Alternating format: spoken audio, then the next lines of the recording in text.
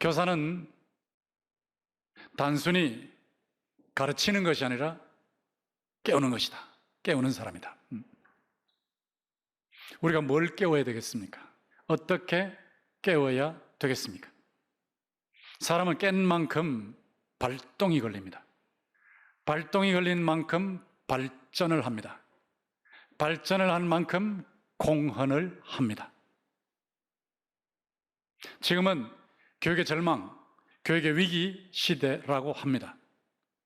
학생은 교사를 존경하지 아니하고 교사는 교육의 보람을 느끼지 못하고 있다고 합니다.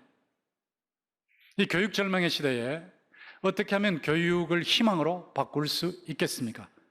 무엇을 어떻게 깨우면 교육이 희망이 되겠습니까?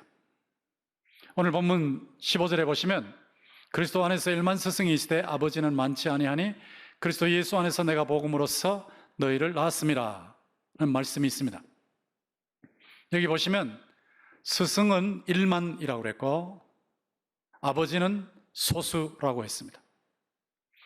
그냥 스승이 아니라 아버지 같은 스승으로 깨워야 한다 하는 것을 우리에게 보여주고 있습니다. 여기 스승이라고 할 때 이 스승은 헬라어 그리스 말 원어로 가서 보면 파이다고고스입니다. 파이디온 선교회를 아마 여러분 아실 텐데 파이디온 어린이란 뜻이죠. 파이다고고스 어린이를 인도하는 자, 아고고스 이끄는 자, 인도하는 자 그런 뜻입니다. 고대 헬라에서는 자유인이나 노예가 파이다고고스가 될 수 있었습니다. 집주인이 파이다고고스에게 자기 자녀를 완전히 맡깁니다. 자녀 일어나고 자는 것 파이다고고스가 책임을 집니다. 자녀가 놀 때 파이다고고스가 옆에서 지켜봅니다. 자녀가 학교에 오갈 때 파이다고고스가 안내해 줍니다. 자녀의 말과 태도와 행동과 관계와 생활 전체를 파이다고고스가 전부 다 관찰하고 그리고 바른 방향으로 지도해 줍니다. 파이다고고스는 그렇게 하면서 봉급을 받습니다. 대우를 받습니다. 이 파이다고고스하고 아버지하고 차이가 무엇일까요? 요즘은 아버지의 어머니까지 붙여서 어버이라고 할 수 있겠는데 차이가 무엇일까요? 파이다고고스는 그냥 교육하는 사람이에요. 근데 아버지는 생명을 주는 사람이에요. 어버이는 생명줄로 자녀와 연결되어 있습니다. 어버이 교사라고 할 때는 생명줄이 특징이에요. 생명의 줄로 교사와 학생이 연결되어 있다. 이 생명줄로 연결되는 게 얼마나 중요하냐? 그냥 단순히 가르치는 것이 아니라 생명을 주고 생명이 자라게 하고 생명으로 영향을 미치게 하는 것이니까. 이거는 매우 중요한 것이죠. 여러분이 그 밑에 20절에 보시면 하나님의 나라는 말에 있지 아니하고 오직 능력에 있음이라 하는 표현이 있죠. 하나님의 나라는 말로만 하는 게 아니다. 생명의 능력이 있다. 교육을 할 때 생명이 전달되는가? 교육을 할 때 생명이 자라는가? 교육을 할 때 생명의 영향이 나타나는가? 아버지 교사, 어버이 교사의 특징입니다. 학생들이 학교에서 선생님을 대할 때 부담이 참 많죠.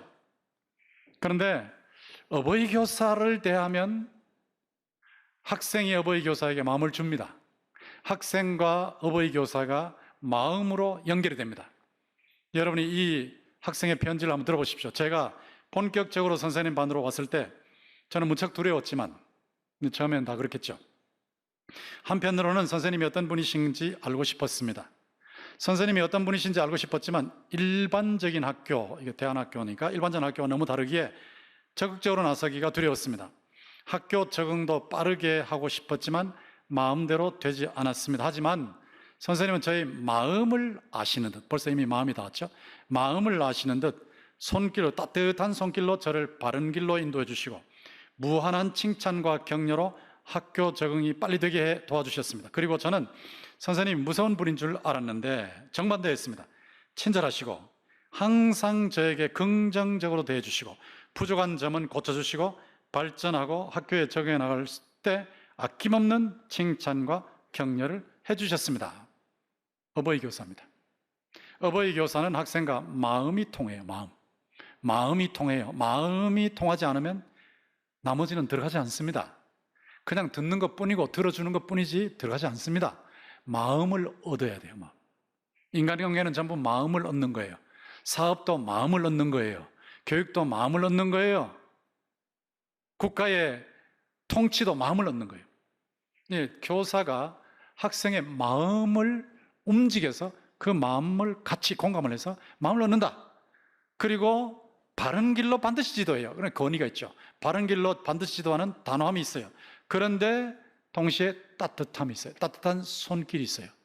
무한한 칭찬과 격려가 있어요. 친절이 있어요.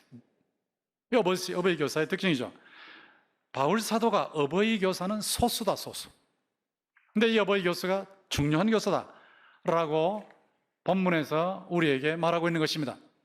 이 어버이 교사는 생명줄로 학생과 연결되어 있기 때문에 생명을 확인해야 됩니다. 확인. 여러분이 교사로서 학생들을 가르칠 때 단순히 여기 교사만 아닙니다. 순장만 아닙니다. 을장과 가장과 교육자만이 아닙니다. 부모도 교사입니다. 할아버지 할머니도 교사입니다. 선배도 교사입니다. 여러분 모두는 어떤 의미에서 교사고 어떤 의미에서 학생입니다. 이 교사가 자신과 접촉하는 사람의 생명, 영적인 생명을 확인해야 된다. 예수님과 접속되어 있는지 안 그런지를 확인해야 된다는 거예요. 예수님과 접속되어 있지 않으면 평생 교회 나와도 천당 못 가거든요. 예수님과 접속되어 있지 않으면 열심히 헌신하는데 하나님의 나라의 백성은 아니거든요. 이거 참 불행한 일이죠. 그러니까 교사는 자신도 예수님과 접속되어 있어야지만 학생이 예수님과 접속되어 있는 것을 확인해야 돼요.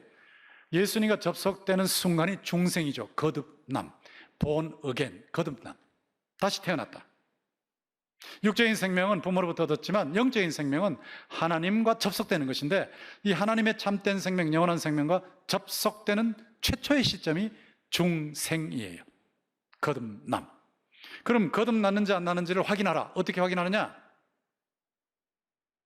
거듭나면 제일 먼저 하는 것이 있어요. 예수를 믿어요. 거듭나지 않으면 예수 믿으라고 해도 못 믿어요. 믿는 채 하는 거지 못 믿어요. 절대로 믿어지지 않습니다. 믿는 채 할 뿐입니다. 그런데 거듭나면 믿어져요. 믿어져요. 예수님이 나의 죄 때문에 십자가에서 죽으셨고 나를 의롭다 하시기 위해서 부활하셨다는 것이 믿어져요. 여러분 체킹해 보세요. 스스로. 내가 예수님이 나의 죄 때문에 십자가에서 죽으셨고 나를 의롭다 하시기 위해서 부활하셨다는 것이 믿어지는지. 이 믿어지는 것은 선물이고 굉장한 특권이요. 복음이 전파될 때 복음을 통해서 예수님을 영접하는 것, 그러면 바로 믿음이 나오거든요. 예수님을 영접하는 순간 중생, 거듭나니까. 그러니까 여러분이 믿는다는 것 자체는 굉장한 하나님의 선물입니다. 선물. 자, 믿어진다는 것. 그 다음에 거듭났으면 말씀이 들어오는 거예요. 말씀이. 지금 여러분이 말씀을 계속 듣고 계신다고요. 제가 앞에서 이렇게 설교할 때 여러분이 들으신지 안 들으신지 다 직감합니다. 앞에 서면 금방 합니다. 감이 들어오거든요. 이게 지금 말씀이 들어가고 있다 아니면 받치고 있다, 받쳐서 튀쳐나오고 있다 금방 알아요. 지금 말씀이 들어가고 있는데 말씀을 들으실 때 이 말씀을 그냥 정신훈화로 듣고 계신다면, 살아가는데 좀 유익하다로 듣고 계신다면 여러분 거듭나지 않았습니다. 이 말씀이 영적인 양식으로 들어온다면 여러분 거듭났습니다. 여러분 영혼이 있거든요. 영혼, 하나님과 교제하는 영혼이 있는데 말씀이 들어가면 여러분 식사할 때와 똑같은 거예요. 이게 양식을 드시는 것이라고 드시는 거예요. 거듭났냐 안 났냐? 말씀을 듣는 태도로 확인할 수 있습니다. 거듭났냐 안 났냐 또 뭐로 확인하느냐? 생활로 확인할 수 있습니다. 예수 믿기 전과 예수 믿은 후에 변화가 있는가? 생활의 변화는 이걸 체킹을 해야 돼요. 교사는 반드시 체킹해야 돼요. 부모는 자녀의 이것을 반드시 체킹해야 돼요. 안 그러면 실컷 교회 나오는데 지옥 가니까 그건 말이 안 되잖아요. 반드시 체킹을 해야 돼요. 생활의 변화는 완벽한 변화를 말하지 않습니다. 예수 믿기 전과는 다르면 되는 거예요. 다른 변화가 있냐? 한 번이라도 있는가? 제가 던지는 질문을 주의해서 보세요. 한 번이라도 있는가? 이 한 번이라도 있는가 하는 말은 무슨 말이냐면, 예수를 믿는 순간의 변화, 생명의 변화가 금방 일어나 버리니까. 그런데 예수를 믿다가 죄를 지으면 병들어 버리니까, 회개 안 하면 병들어 버리니까, 병들면 생활의 변화가 없어져 버리거든요. 그러니까 한 번이라도 변화가 있었다면 충성을 한 것이거든. 병든 것은 회개하고 고치면 다시 생활의 변화가 일어나니까. 그리고 큰 변화를 말하는 것이 아닙니다. 그냥 변화를 말합니다. 어떤 사람은 크게 변해요. 완전히 확 뒤집어져 버려요. 근데 확 뒤집어지지 않아도 변하는 사람이 있거든요. 그러면 확 뒤집어지지 않아도 변하는 사람이 있으면 그게 변합니다. 변화. 확 뒤집어지는 건 무르익은 열매예요. 무르익은 열매. 꼭 무르익은 열매만 있는 게 아니거든요. 전격적인 변화, 뭐 옛날에 뭐 그냥 감옥에 가 있다가 나오는데 뭐 완전히 사람이 달라졌다, 그런 경우는 있지만 조금씩 변하는 거예요. 조금씩 변하니까 조금이라도 변화됐는가? 자, 이걸 체킹하셔야 돼요. 체킹하시면서 내 자녀가, 또 순원이, 학생이 예수와 접속되는지를 확인하셔야 됩니다. 이게 깨움의 시작이에요. 예수와 접속되지 않았으면 접속도 안 됐다는 걸 깨닫게 해야 되거든요. 큰일 났구나 이거. 내가 지금 교회는 다니는데 지옥 가겠네. 깨닫게 해야 된단 말이에요. 깨닫게. 그래 정신이 팍 들지 않겠습니까? 거기서부터 예수님의 생명이 시작되는 거니까. 예수 그리스도와 접속되는지 확인하고는 그 다음에 예수 안에서 자라도록 만들어야 돼요. 자라도록 만든다. 예수 안에서 점점 자라게 만드는 거예요. 갈라디아서 4장 19절을 보시면, 나의 자녀들아 너희 속에 그리스도의 형상을 이루기까지 다시 너희를 위하여 해산하는 수고를 하노니 라고 했습니다. 갈라디아 교인들이 예수를 믿다가 또 엉뚱한 소리 듣고 흔들리는 거예요. 흔들리는 거예요. 율법을 행해야, 할례를 행해야 구원받는다, 이런데 막 흔들려 버리는 거예요. 그러니까 바울 사도가 안타까워서 너희 속에 그리스도의 형상이 이루어질 때까지, 형상을 이룰 때까지 내가 다시 해산하는 수고를 한다. 복음을 다시 전하고 다시 확인해주고 깊이 전하고 새겨주고, 그래서 예수 닮는 모습이 마음속에 새겨질 때까지 자라게 하는 거죠. 이걸 할 때 마음 담기가 제일 중요해요. 마음을 닮아야 전체를 담습니다. 그냥 머리만 닮으면 지식만 늘어요. 손발만 닮으면 기술만 늘어요. 마음을 닮아야 돼요. 예수 그리스도의 온유하고 겸손한 마음을 닮아야 돼요. 제자 훈련을 받았는데 어떻게 저럴 수 있냐, 어떻게 저렇게 거만하고, 어떻게 저렇게 딴 교회 가서 목회자를 우습게 알고 작은 교회를 우습게 알고 그러냐. 그 사람은 제자 훈련 제대로 받은 거 아니에요. 제자 훈련 제대로 받으면 예수의 마음을 닮아요. 나는 마음이 온유하고 겸손하니 내 멍에를 메고 내게 배우라. 그리하면 너희가 힘을 얻으리니 이는 내 멍에는 쉽고 내 짐은 가벼움이라. 예수님 말씀이거든요. 예수님의 온유하고 겸손한 마음을 담는 훈련을 받아야 잘하는 거예요. 여러분이 잘한다는 것은 예수님이 그러셨던 것처럼 하늘의 영광을 내려놓고 땅에 오셨던 것처럼 낮아지는 겁니다. 여러분이 잘하신다는 것은 예수님이 그러셨던 것처럼 하나님의 구원의 뜻을 이루시기 위해서 십자가에서 피 흘려 죽으셨잖아요. 죽기까지 복종하는 거예요. 그게 예수님 닮는 거지. 머리로 몇 가지 좀 더 안다고 제자 훈련 받았다 아니란 말이죠. 마음 담기 훈련이에요. 마음 담기 훈련. 마음을 닮으면 다 닮아요. 모든 지킬 만한 것보다 더욱 내 마음을 지켜라. 생명의 근원이 이에서 남이니라.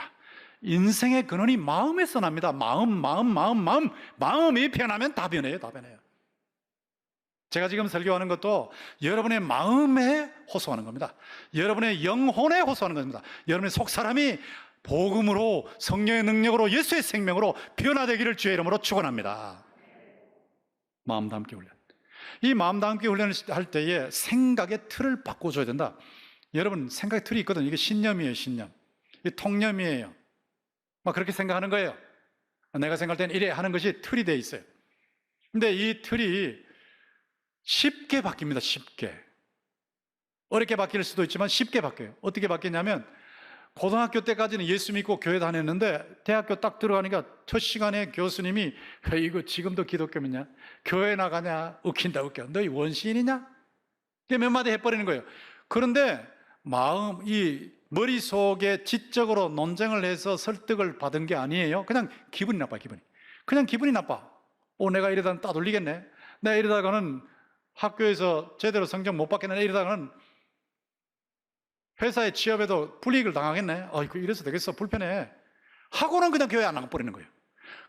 고등학교 3학년 때까지 다니다가 갑자기 바꿔버린단 말이에요. 이 기분입니다. 기분. 이 부분을 굉장히 주의해야 됩니다. 굉장히 아이들이 바뀌는 게, 교인이 바뀌는 게 상처받아서 확 뒤집어져 버려요. 기분에서 확 뒤집어져 버려요. 그러니까 이걸 굉장히 주의해야 돼요. 교사는 학생이 상처받지 않도록 주의해야 돼요. 목회자는 교인이 상처받지 않도록 주의해야 돼요. 어떤 경우에는 말씀을 전하는 과정에서 회개를 외치기 때문에 어쩔 수 없이 상처를 받지만 그건 당연히 상처를 받아야 되는 거고, 그거 아니고 불필요한 상처를 주지 않도록 아주 주의해야 됩니다. C.S. 루이스가 믿음의 습관을 들이기 위한 훈련이라는 강의를 했는데 우리말로도 나옵니다. 제가 저것을 듣는 중에 정말 사람이 바뀌는 게 어떻게 이렇게 바뀌냐. 기분이 바뀌니까 확 뒤집어져 버리네. 기분이 바뀌니까 확 뒤집어져 버리네. 그러니까 이 기분에 의해서 뒤집어지는 상황이 있을 수 있기 때문에 그렇게 되지 않도록 계속해서 복음으로 새겨줘야 된다고. 계속 새겨주면 기분에 의해서 뒤집어지지 않아요. 교육의 절망은 예수 안에서 교육의 희망이에요. 교육의 희망. 자, 이렇게 해서 파문을 일으키는 겁니다. 파문.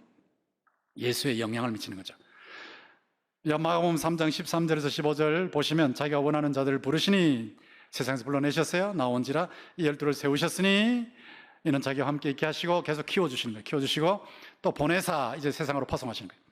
전도도 하며 귀신을 내쫓는 권능도 가지게 하려 하심이라. 귀신을 내쫓을 수 있도록 권능도 주시고 전도도 해서 변화를 일으키신다. 이게 세상으로 파송이죠. 그러니까 키우고 파송하는 거예요. 파송하는데 예수님이 가시기 때문에 성령을 통해서 예수의 생명이 가고 예수님의 능력이 가고 예수님의 희망이 들어가기 때문에 희망이 있는 거예요. 예수님께서 우리 보고 세상의 빛이다 소금이다 그랬어요. 그런데 목사님 어두워요. 우리 집은 너무 캄캄해요. 우리 집은 절망이에요. 우리 학교 어두워요. 우리 학교 절망이에요. 너무 캄캄해요. 까지만 얘기하신다면 여러분 믿음을 발동하시지 않았습니다. 우리 집이 어두우니까 예수의 희망이 필요한 거예요. 예수의 빛이 필요한 거예요. 우리 사회가 썩었으니까 예수의 소금이 필요한 거라고. 예수의 소금. 근데 여러분이 소금이고 빛이에요. 절망의 현실은 여러분을 필요로 하는 현실이에요. 절망의 현실은 여러분을 통해서 예수님을 보내달라고 하는 절규입니다. 절규. 이게 세상으로 파송하는 겁니다. 이거 계속 계란으로 바위치는 것 같아요. 여러분 보십시오. 세상에 들어가서 일하는 게 얼마나 힘들어요. 그러니까 목사님 말씀을 그렇게 하시는데 우리 직장에 한번 와보세요. 우리 집안에 한번 와보세요. 밤만 되면, 저녁만 되면 술 먹고 와가지고 막 부엌을 휘둘러대는 현실에 한번 와보세요. 목사님 그런 말씀 하실 수 있습니까? 여기에 무슨 복음이 있고 여기에 무슨 기도가 있고 여기에 무슨 변화가 있고, 목사님 제가 복음을 전하려고 그래도 기도를 해도 계란으로 바위치는 식이죠. 안 됩니다. 안 돼. 안 됩니다. 안 돼. 그런데 놀라운 사실이 있어요. 운동권 학생이 80년대에 불의를 향해서 정의의 소리를 내기 시작할 때 계란으로 바위치기였대요. 계란으로 바위치기였대요. 도무지 안 되더래. 도무지 이게 절대 안 되더래. 그런데 몇십 년이 지나고 나니까 우리의 세상이 되더라는 거예요. 우리의 세상. 물론 그거는 나쁜 의미로 된 거죠. 잘못된 이념 가지고 그런 일을 했으니까. 근데 잘못된 이념을 가지고도 계란으로 바위를 치는데 바위가 깨지더라는 거예요. 어느새 자기 세상 되더라는 거예요. 이 복음은 더하죠. 복음은 하나님의 능력이요 하나님의 지혜이기 때문에 이 복음을 가지고 세상 속에 들어가서 계속해서 복음을 전하고 복음대로 살고 복음으로 훈련을 시키고 복음을 실천하면 계란으로 바위 치는 것 같은데 어느 순간에 세상이 변해서 하나님의 나라가 될 줄 믿습니다. 이 세상 나라가 우리 주와 그 그리스도의 나라가 되어 그가 세세토록 왕노릇 하시리로다 라고 하는 세상이 오게 된단 말이에요. 계란으로 바위 치는 것 같아도 복음으로 계속 나가면 이깁니다. 이게 참 놀라운 영향이거든요. 이 영향이 어떻게 일어나는지 한번 보십시오. 대안학교에서 일어나는 걸 소개해 드릴게요. 저의 심장, 학생이 교사를 보고 자기 심장이래. 자기 심장. 누구누구 선생님께 선생님은 저의 심장 같은 존재이십니다. 선생님이 없었다면 저는 없었을 겁니다. 하나님께서는 제가 이 땅에 사는 이유가 하나님의 제자, 즉 선생님의 제자가 되라는 것 같습니다. 공공 선생님은 능력이 없는 저에게 따뜻한 손길로 다가와 주시고 저를 위해 늘 기도해 주시고 늘 저희를 위해 힘쓰시고 아프시고 저를 바른 길로 가게 해 주셔서 감사합니다. 기도해 주시고 붙잡아 주시고 공감해 주시고 도와주시고 눈물 닦아 주시고 이제 제가 아프고 고생하고 선생님과 친구들을 위해서 기도할 차례입니다. 애가 변했죠? 선생님은 오랜 시간 동안 아프시고 힘드셨기 때문에 그 고통을 제가 대신 겪고 싶습니다. 선생님, 저의 꿈이자 목표가 뭔지 아세요? 하버드 대학교 가는 거예요. 거기서 말할 겁니다. 제가 여기까지 올 수 있었던 것은 누구누구 선생님 때문입니다. 제가 하버드 대학교 학생증을 선생님께 달아드릴게요. 저의 심장 같은 존재가 되어주셔서 감사합니다. 저의 심장이신 공공 선생님을 지켜주는 갈비뼈 누구 올렘. 세상에 일반 학교에서 희망이 없어서 대안학교로 가는데 이렇게 변하는 거예요. 이렇게. 이 보람이죠. 이게 복음의 영향이죠.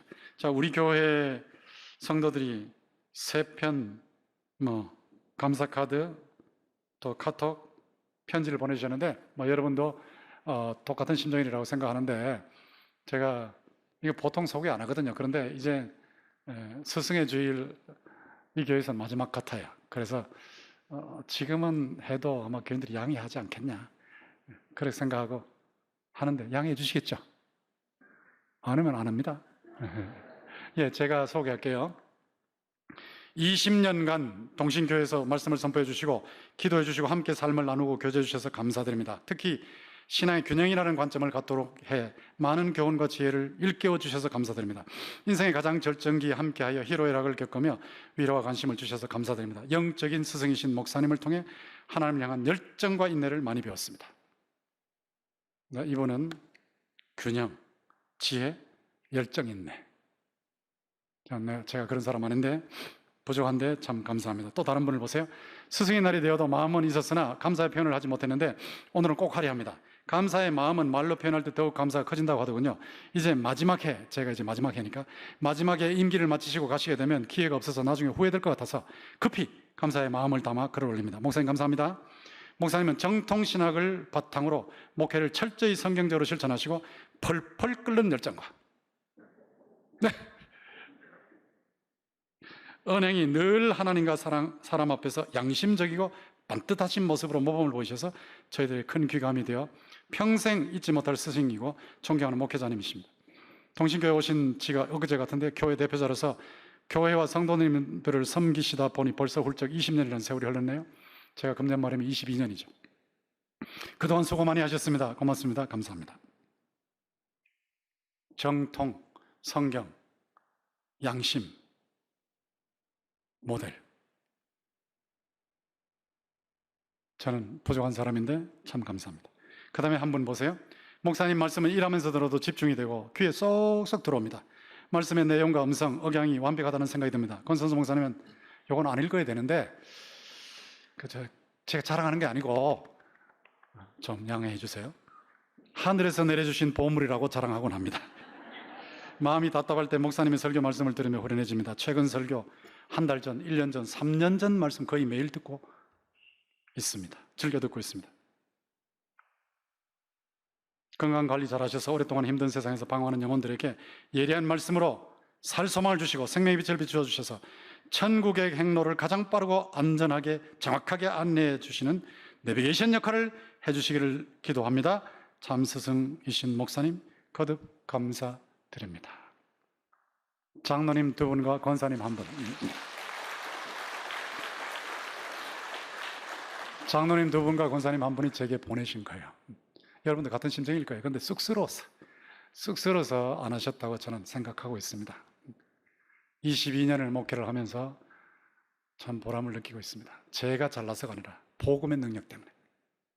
복음이 하나님의 능력이고 하나님의 지혜니까. 예수 때문에. 그냥 누가 무슨 말해도 목사님 제발 좀 그냥 울리고 웃기는 얘기 좀 해주시고 재미있게 해주시고 그래도 저는 안 들었어요. 그것도 가끔씩 필요하지만 그것보다는 생명이다, 생명. 예수의 생명이다. 울리고 웃으려고 들어온 거 아니지 않냐? 예수의 생명이다. 예수의 복음이다. 하나님의 능력이요 하나님의 지혜다. 이 예수의 복음이 들어가면 살아난다. 예수의 복음이 들어가면 잘한다. 예수의 복음이 들어가면 파문이 일어난다. 그런 확신으로 20여 년을 달려왔는데 하나님께서 눈시울이 뜨거운 감동을 주셔서 정말 감사합니다. 생명과 희망을 깨우는 교사, 어버이 교사죠. 절망의 시대, 희망의 예수로 깨우자. 따라하세요. 절망의 시대, 희망의 예수.